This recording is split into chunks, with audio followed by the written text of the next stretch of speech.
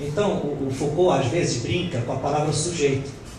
Sujeito no Foucault não é o indivíduo e não é o cidadão, é o sujeitado. Aliás, eu falo isso numa introdução do livro para poder explicar porque que lá dentro depois eu uso a palavra sujeito no sentido pejorativo. Porque para o Foucault, o sujeito é o sujeitado. Ele não é o indivíduo livre que pode escolher amplamente sobre as suas escolhas, etc. Então o sujeito a gente não percebe, mas a origem da palavra sujeito é a mesma. Sujeito, sujeitado. Quer dizer, eu tenho uma entrevista que ele faz, eu não sei mais onde está, pessoal, porque eu li tanta coisa que eu já nem lembro mais onde estão as coisas dele. Mas eu sei que tem uma parte que ele brinca com isso, e a pessoa que estava dialogando com ele, acho que era uma entrevista, a pessoa não conseguia entender que eu estava brincando, né? Que ele brincava com essa questão sujeito, sujeitado. Nós temos a ideia contrária, que o sujeito é o cara pleno de direitos, não é verdade? E o Foucault inverte e diz, não, o sujeito é o que não tem direito nenhum, porque ele já perdeu esse direito no dia em que ele já não conseguiu ser ele mesmo. E por que ele não consegue? Porque todas as instituições reproduzem essas, agora vou usar uma outra expressão, essas máquinas de poder que controlam, e aqui tem que jogar o Freud no meio, que controla os nossos desejos. Tem uma coisa muito legal no Foucault, que nem todos os autores vão concordar comigo, e os meus professores da PUC, inclusive o meu orientador, que me perdoe, mas a questão é assim, o Foucault, como é que eu vou explicar isso para vocês? O Foucault é um indivíduo que ele cria uma ética muito pessoal. Então o pessoal só enxergou Foucault pelo lado anarquista. E então eles chamam o Foucault dos últimos dias, sabe, esse tipo de coisa, o Foucault dos últimos dias, porque é o Foucault que está escrevendo sobre a história da sexualidade, que foi a última obra dele. Inclusive essa obra ficou inacabada. Mas o pessoal vê no Foucault só a parte também, retira do autor um pedaço e faz daquele pedaço a ideia geral do autor. Então o que eu ia dizer é o seguinte, um anarquista, ele, por favor, entendam, para quem eu estou ouvindo aqui, sei tal, né? Mas vamos entender um pouco melhor. Anarquista não é o cara que é arruaceiro e que é contra a ordem e a convivência. Não é isso. Né? Anarquistas é apenas aquele que não aceita a obediência a um poder que retire dele a possibilidade de fazer a escolha livre que ele quer fazer. Palavras do Proudhon. Todo aquele que sobre mim exercer qualquer autoridade, eu o considero um déspota e um tirano. Isso é anarquismo. Ele não está dizendo que é uma arruaça, que é uma desordem. Né? O pessoal gosta do Foucault, dessa parte do eu. Mas tem uma coisa que o pessoal esquece no Foucault. O Foucault adora aproximações. O que eu quero dizer com isso? Ele quer conversar com todo mundo, por isso que ele nunca se recusou. Nem quando eu já estava muito doente, ele nunca se recusou a fazer seminário, a fazer palestra, a discutir, a dar entrevistas. Né? E não parou de trabalhar até o último dia de morrer. Né? Ele editou 3 livros já com AIDS. Desculpa, ele editou 2 livros já com AIDS. O primeiro volume da História da Sexualidade, se eu estiver errado, eu não sabia ainda que estava com AIDS. Que são 3 volumes, a História da Sexualidade, certo? Se vocês não conhecem essa obra, essa é uma obra final que acho que tem um grande resumo de toda a obra do Foucault. Óbvio, você só vai perceber que ali está o resumo de toda a obra do Foucault se você conhecer a obra do Foucault para trás. Quem não leu para trás, pega aquilo ali e acha que aquilo ali é o Foucault. Entendeu o que eu estou dizendo? E na verdade não é. Ali, obviamente, o Foucault está fugindo, está frisando a questão da personalidade, do eu, que ele chama de cuidado de si. O cuidado de si é você tomar conta da sua vida e as rédeas da sua vida. Aonde ele vai buscar essa ideia? Vocês aqui, a maioria aqui já sabe onde ele foi buscar essa ideia, porque eu falo o tempo todo. Nós já vimos isso na filosofia. Ele vai buscar ali no período greco-romano, do século III a.C. até o século II depois de Cristo. Porque a filosofia naquele tempo é uma filosofia voltada para a educação, não para a obrigação. o filósofo, o guia, indica, diz o certo, diz o errado, mas não diz para você fazer ou não fazer. A escolha, em última análise, é sempre sua. Pode ler Aristóteles, pode ler Epicuro, pode ler Cícero.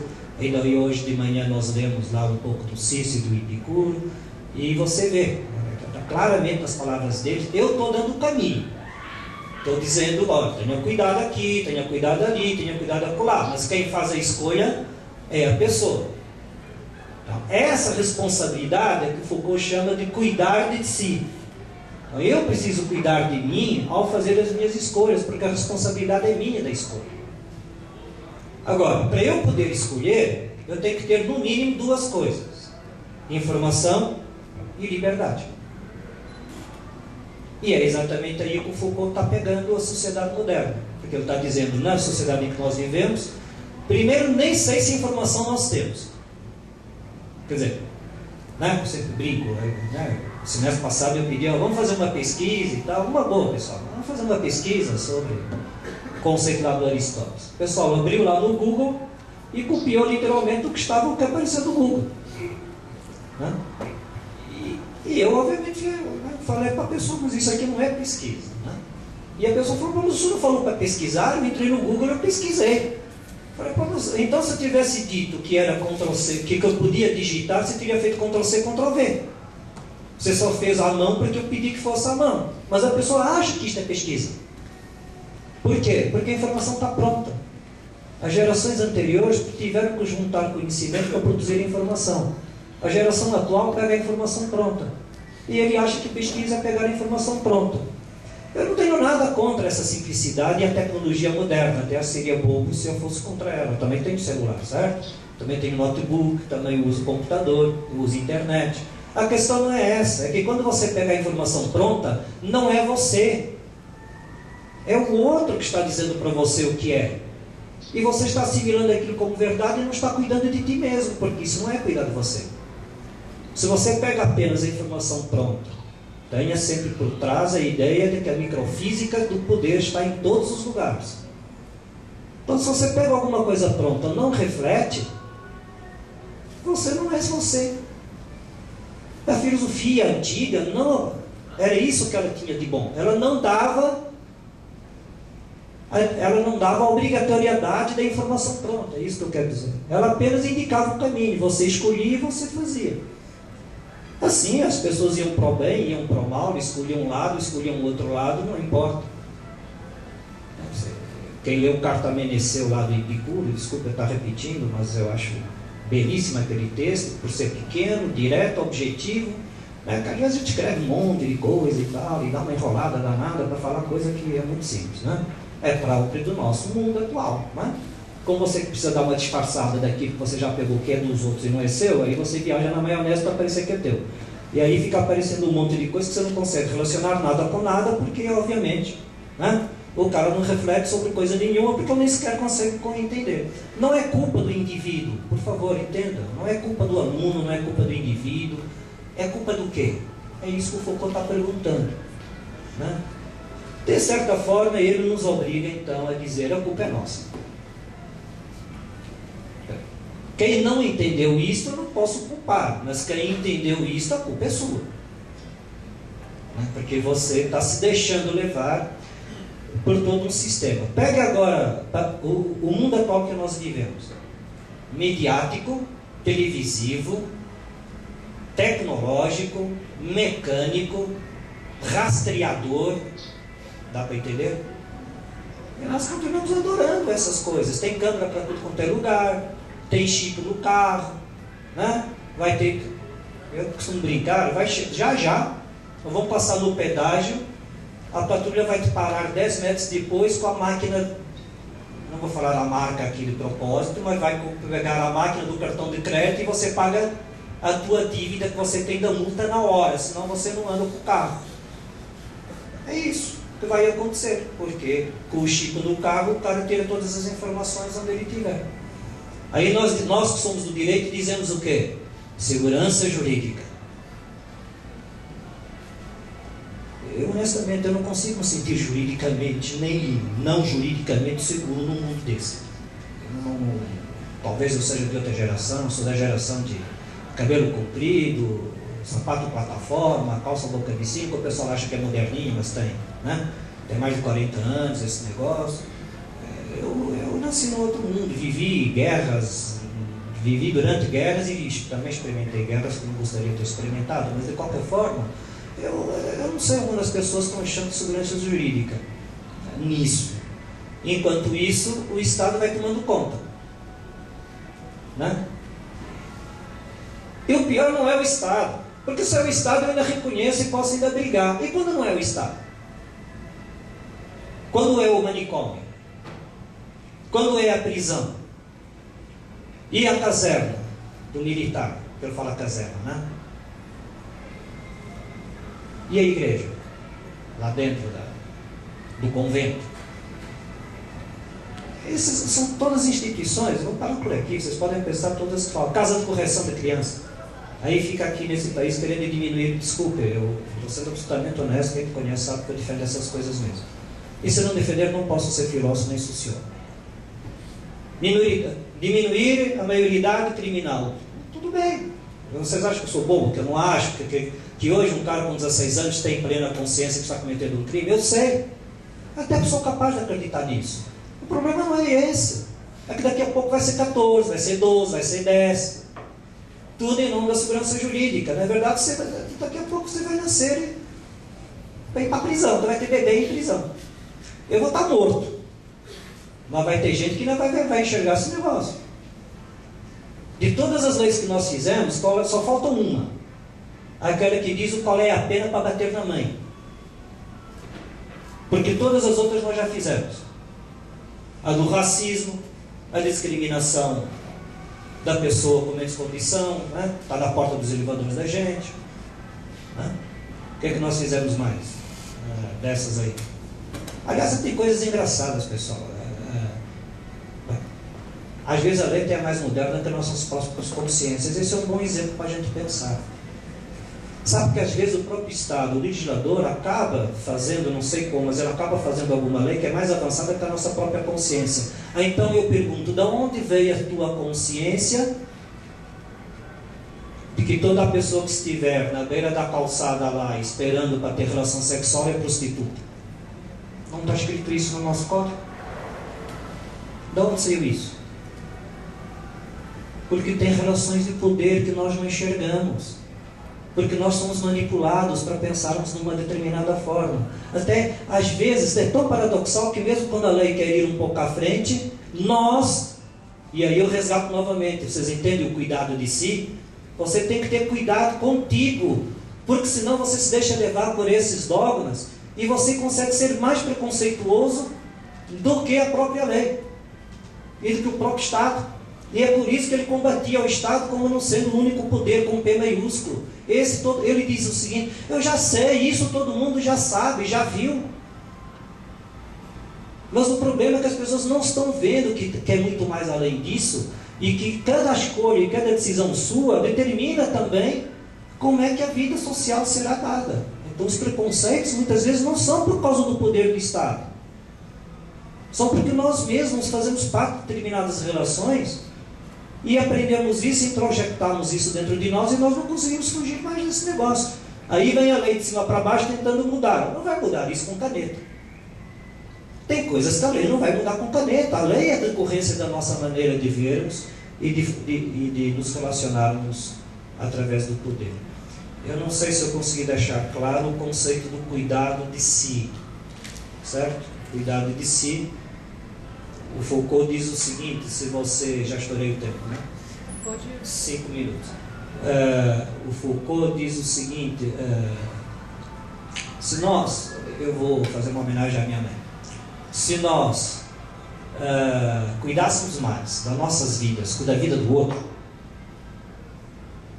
nós não teríamos tantos problemas e não precisaríamos de tanto Estado, de tanta lei, de tanto... O problema é que a gente fica cuidando o tempo todo dos outros e nós nos tornamos aqueles que denunciamos o nosso semelhante. Que é a base de qualquer tirania. Qualquer sistema de terror, ele se sustenta quando você denuncia o teu semelhante. E se tivermos dentro de uma tirania mesmo, aí não importa se é falso ou não é falso o que você está dizendo do outro. O outro vai ser morto, provavelmente. Criamos e chamamos de democracia, mas não cuidamos da nossa ética, ao ponto de evitar que a gente massacre o nosso próprio semelhante. Aí, quando acontece, a gente joga isso para um bode expiatório chamado Estado de Direito. Então, de certa forma, se o Estado de Direito, deixa eu falar melhor, se o direito, enquanto organismo estatal, realmente tem um poder, né, a meu ver, falando Foucault, exacerbado, por outro lado, ele se alimenta da nossa falta de perceber que nós convivemos e que isso é político e que isso emana poder e que nós temos que ter muito cuidado quando estamos uns com os outros e estamos reproduzindo esses relacionamentos. E é isso que ele chama de cuidado de si, diferente daquela consciência de si, que vai confundir depois com Sartre, mas não é isso que eu quero dizer, porque ele diz o seguinte: a Igreja Católica, na Idade Média, criou no ser humano a ideia de que nós deveríamos nos conhecer profundamente. Então a gente imagina que essa coisa de ir ao cerne da verdade das coisas, que é uma coisa moderna, provocada a partir do Leonardo da Vinci e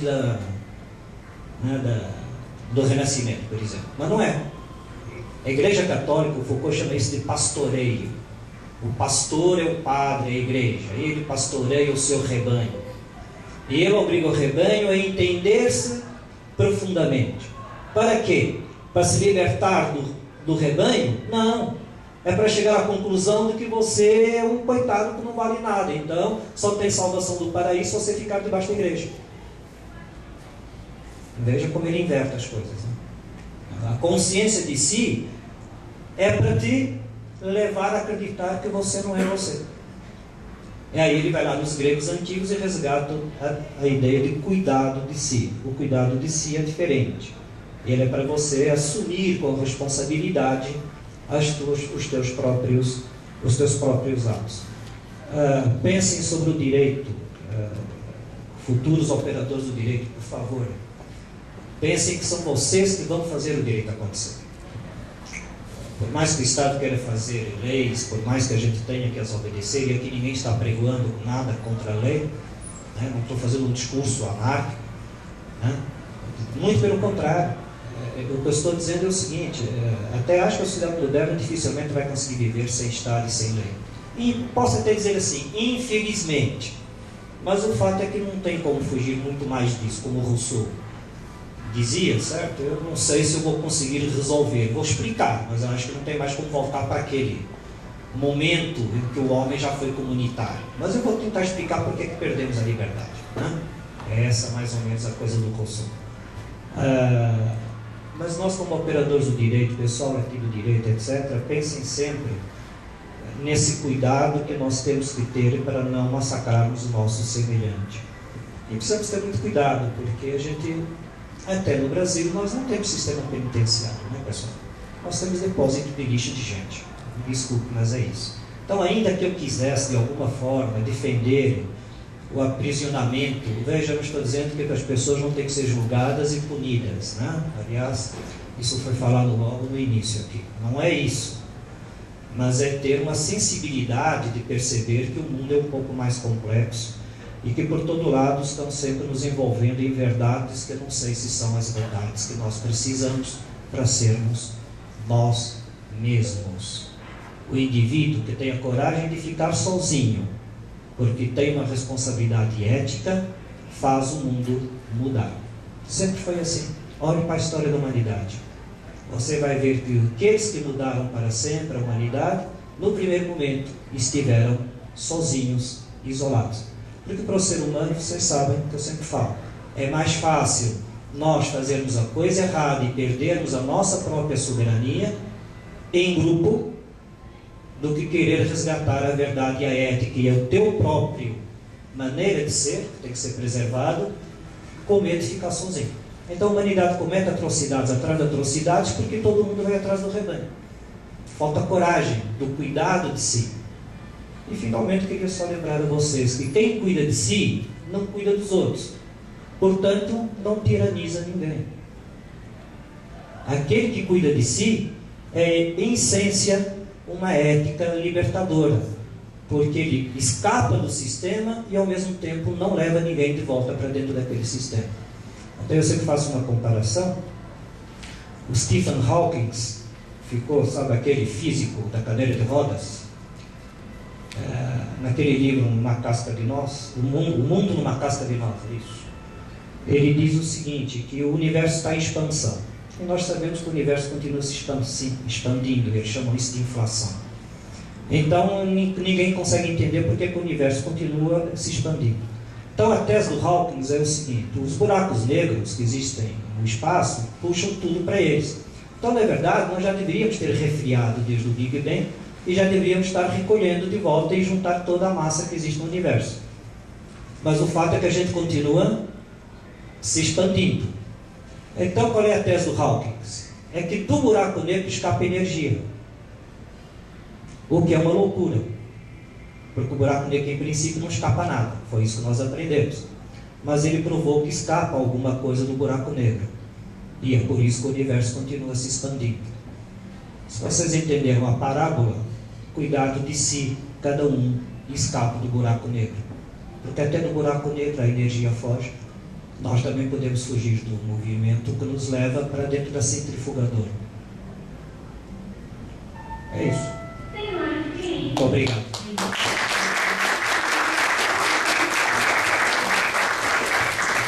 Mas eu queria pergunta, não vamos escapando assim, sabe? Eu quero primeiro agradecer, professor, por essa oportunidade de estar nos presenteando com essa palestra e dizer que é muito importante a gente estar vendo professores como hoje aqui estimulando a você saírem da zona de conforto, né? E do senso comum. É muito difícil a gente fazer a diferença, ser o diferente, né? E cuidando de si, né? Porque eu também acho que o cuidar de si também é uma maneira de cuidar do outro, né? Porque se a gente não estiver bem com a gente mesmo, como é que a gente vai ser uma pessoa boa para o nosso semelhante?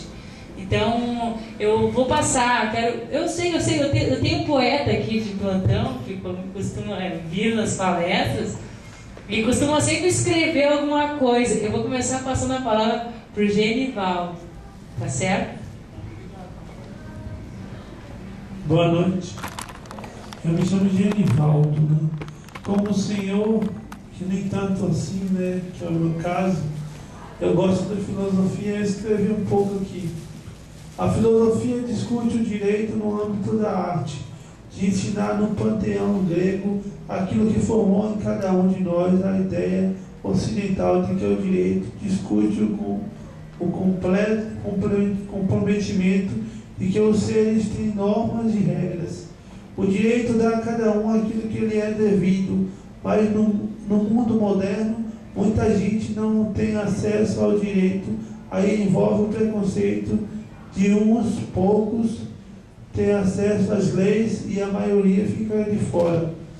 O direito é, sem dúvida, via de regra que conduz entre normal e fora da norma. Aí estabelece o sentimento do bem comum, passividade diante da regra de conduta. Mede-se um homem pela sua conduta de vida perante o estabelecimento do social e do antissocial, para dizer-nos que a sociedade morre e renasce. Obrigado, boa noite.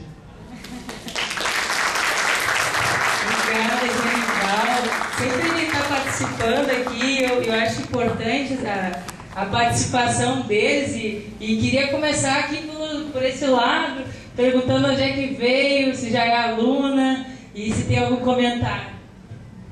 Tenho sim, é um prazer imenso estar aqui. Hoje eu pedi inclusive folga do serviço para poder vir aqui. A satisfação de ter o senhor como professor é magnífica. As informações fantásticas, suas aulas são simplesmente maravilhosas. É um prazer imenso estar aqui. Muito obrigada pela oportunidade, professor. Qual é seu nome? Zuleide. Qual é a faculdade? É o MC. Obrigada, Zuleide. Vocês querem dar um depoimento aqui Só também? queria falar, Carmela, Tá, pode? para ela. E para o Genivaldo? O prazer é meu, Zoraide. Você sabe que durante muitos anos eu fui executivo e eu só me dedico plenamente à docência faz 8, 9 anos. E, na verdade, aquilo que alimenta o meu sonho de ser professor são alunos como você. E esses que estão aqui, eu sei que eles são diferentes e são especiais. Quem é diferente é você. Eu sempre falo e nunca me esqueço. O último trabalho que eu fiz na faculdade, eu fiz um texto à mão enorme para um professor muito querido, e eu dava uma dedicatória para ele, e ele me respondeu. Ele não dava nota nos nossos trabalhos, ele simplesmente fazia as observações e você ficava esperando a nota que saísse. Ele não punha a nota no trabalho. Então, obviamente, você morria do coração até o dia da publicação. Mas eu, naquele trabalho, escrevi uma coisa que eu nunca esqueci, que eu sempre passo para os meus alunos. O mestre apenas indica o caminho. Quem faz acontecer é o discípulo. Vocês é que fazem a diferença para mim. Tenho certeza disso. Mas eu ainda vou guardar com um carinho muito grande. Nunca vou esquecer o Platão de encarnar corpo e alma.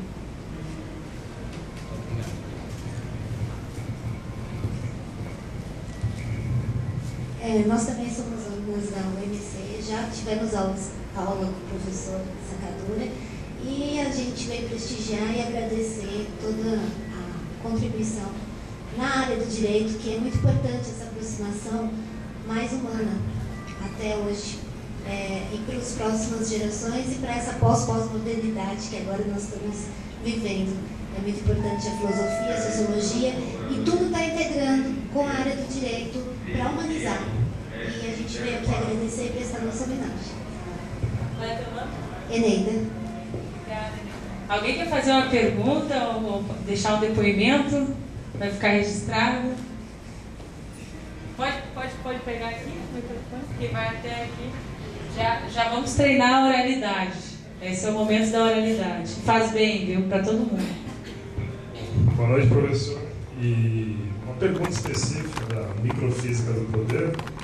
Pelo que eu entendi, o Foucault ele tem uma visão bem negativista das relações de poder, né?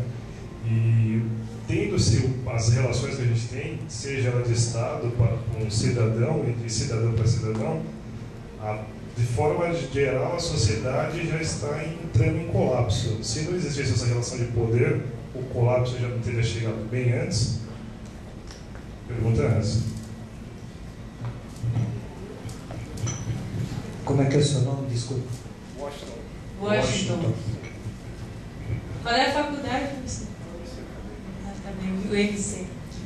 Então, eu não sei se eu entendi bem a tua questão. Vamos ver se eu entendi. Se eu não entendi, você recoloca de novo para mim. Você está fazendo uma afirmativa. Você está dizendo que nós estamos entrando em colapso. Essa é uma questão. Aí você me pergunta se isso é por causa das relações de poder, da microfísica de poder, ou a microfísica do poder ameniza isso? É isso que eu não entendi direito, acho. Pode falar daí mesmo. Na verdade, pelo que eu entendi, ele tem uma visão bem crítica dessas relações de poder. Isso, está certo. Tem-se um modelo hoje em dia, essa relação de hierarquia. Certo. Dentro dessa nossa dinâmica de hierarquização de poder, Certo. a gente caminha para o colapso. Certo. A pergunta é a seguinte: se não existisse essa relação de poder, esse colapso não teria acontecido no passado. Isso não é uma maneira de frear o próprio colapso das relações de poder. Pois é, então era isso que eu queria entender. Você está colocando nessa tua colocação, então, que as relações de poder friaram já o colapso por existir essa hierarquia. Nós temos, creio. Então, veja, não é Foucault. Né? É exatamente o contrário. Quer dizer, nós estamos em colapso exatamente porque nessas relações de poder nós abandonamos o cuidado de si. A ética tua como indivíduo, resgatar a tua possibilidade, das tuas potencialidades plenas do teu espírito, das tuas necessidades, e isso é que não tem sido respeitado. Aqui eu abreviei a exposição. O Deleuze, que vai ser um discípulo dele, ele criou esse termo chamado máquina de guerra. Nós, o poder, tanto P maiúsculo como as relações nas microfísicas, na microfísica do poder, são máquinas de guerra, nas palavras do Deleuze. que isso significa? Elas são criadas para controlar o nosso potencial produtivo. Então, aqui no livro, eu viajei talvez um pouco, mas eu chamo isso de logística moderna. Existem dois tipos de sociedade que o Foucault basicamente se refere: a sociedade de disciplina e a sociedade de controle. A sociedade de disciplina, né, até o século XIX, e a sociedade de controle de lá para cá. A diferença é que na sociedade de disciplina você não tem ainda as tecnologias avançadas de informática e telecomunicações, como é aquele exemplo que eu dei do chip, etc. Tá? Mas seja nas sociedades de disciplina antes do século XIX, seja a sociedade do século XX, né, as relações de poder não estão nunca para libertar o indivíduo para poder trabalhar o seu potencial espiritual e o seu desejo único como ser único. Elas estão sempre no sentido de aproveitar essa energia. Por isso que eu falei que tem aproximações, e uma das aproximações para mim é com Freud. O Freud é que inventou essa coisa do id, do ego, do superego, não é verdade? Então, é que aquele superego do Freud, que é a cultura, é no Foucault e no Deleuze, mecanismos e estratégias para capturar a tua energia enquanto indivíduo e canalizar isso para uma logística de produção e consumo. Então essa hierarquia que você colocou como exemplo, ela já é parte da própria objetivação do ser humano. Objetivar é transformar a gente em coisa. Coisa no sentido de que nós somos um número produtivo, um número de consumo. Ou então, pior ainda, como o Foucault fala, nós somos um número estatístico para criar política de saúde pública, política educacional, política de transporte. Aí fica estranho, né? Porque fica parecendo que o Estado tem essa função. O Estado tem essa função. Só que em nome dessa função, ele retira de nós individualmente a tua energia individual e te vende o bem-estar dessas coisas. E isso imaginando que ele consegue fazer isso adequadamente. Não é o caso do Brasil, obviamente. Mas imaginando países mesmo de primeiro mundo, as pessoas estão mais lobotomizadas, dá para entender o que quer dizer? Do que sempre foram. Aliás, isso não é uma tese nova, está no Alex Tocqueville, lá na Democracia na América. Quanto mais a democracia e o bem-estar for dado às pessoas, menos elas vão se interessar por política. E o sistema é de tal forma criado que nós não percebemos, nós trocamos as nossas individualidades por esse bem-estar que nos oferece. Só que nos vigia o tempo todo. Você está, além de você perder o que você realmente é, você está sendo o tempo todo vigiado. Não sei se eu consegui responder. Conseguiu? Pode falar. Pode falar no microfone. Pode fazer mais uma pergunta? Pode. Boa noite, professor. Primeiramente, eu gostaria de agradecer a palestra, né? O professor está passando mais um pouco de conhecimento para a gente. E eu gostaria de fazer uma pergunta, professor. Eu não sei se encaixa Foucault. Porque parece que toda a falta de ética, assim, do nosso comportamento é reflexo dos valores da sociedade, né? E parece que as coisas, pelo menos na nossa sociedade, eu falo aqui no Brasil, né? Parece que as coisas começam do meio para o final e se esquecem as raízes, como a professora Regina Vera, nas nossas palestras da Semana Jurídica, citou, que a gente passa por um momento de uma sociedade líquida, não é uma sociedade sólida e por isso não tem raízes. Então eu gostaria de saber se Foucault mostra, ou tem como mostrar de uma forma prática mesmo, né, mais moderna para a gente, de como inserir ou por onde começar a inserção dessa ética, né, não sei se por políticas de base, educação de base, não sempre parece que do meio ou só dentro da vida acadêmica, mas que realmente atingisse a todos, né, de uma forma mais efetiva. É isso, muito obrigado. Obrigado eu pela pergunta e por você ter vindo também. Aliás, obrigado a todos que vieram, já agradeci, né? Mas eu fico assim. Essa coisa do mundo líquido e não só, isso é coisa do Zygmunt Bauman, né? O livro está ali fora, inclusive, né? Mas o Bauman é um sociólogo e escreve livro atrás de livro, que eu não sei como é que ele consegue, né? Mas é fantástico. Mas o que eu queria te dizer é que você acabou me dando a oportunidade para falar o que eu não disse até agora. Que é assim, ó, lembra das aproximações? Então, esse cuidado de si, E você colocou isso meio em termos de instituições, né? Então, como fazer isso dentro da escola, como fazer isso na igreja que a gente frequenta, como fazer isso dentro da própria família, né? Porque a família também é uma instituição e sempre foi uma grande instituição fortíssima para a educação, e hoje também ela está meio, né? Se transformou completamente. Mas eu sem querer me adiantar muito, eu vou aproveitar a tua pergunta só para dizer o seguinte: no Foucault não é instituições. É dentro delas, mas não é através delas. Não é políticas públicas. Muito pelo contrário. Eu acabei de responder para o Washington. A gente não percebe a política pública. Ela, obviamente, ninguém aqui está... O Foucault não vai dizer, não, que o Estado não tem a obrigação de fazer política pública. Tem. Mas quando o Estado faz política pública e retira de nós a criticidade, de o criticar inclusive, e de percebermos o quanto as nossas energias estão sendo canalizadas apenas para a produção e consumo, o que na verdade você está se transformando é um escravo e uma máquina dessa política pública. Eu sei que o Foucault é diferente, pessoal. Eu sei que nós precisamos